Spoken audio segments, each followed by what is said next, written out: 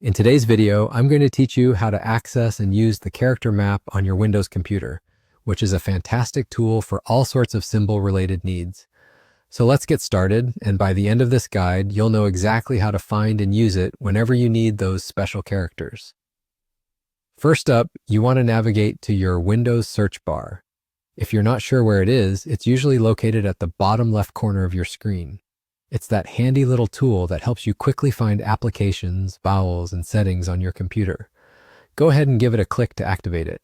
This search bar is a wonderful feature, and you'll find it indispensable when you want to quickly access programs and tools on your computer.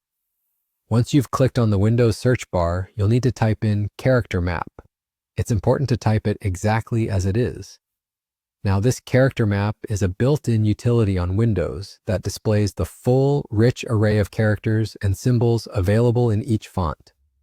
As you start typing, you might notice some suggestions popping up, often pointing to the application you're trying to find. Simply select Character Map when it appears. Upon clicking, the Character Map application will open, and what you'll see next may initially seem overwhelming with its multitude of symbols and characters, especially if it's your first time accessing it.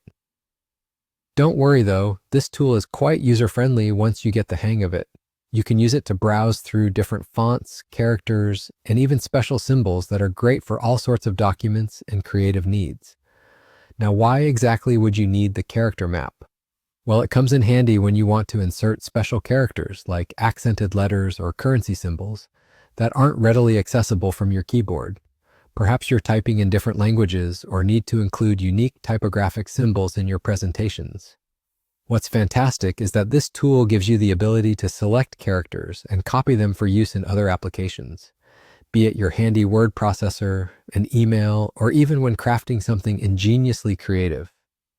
Finally, once you're done exploring and perhaps using some of those symbols, you can simply close the application.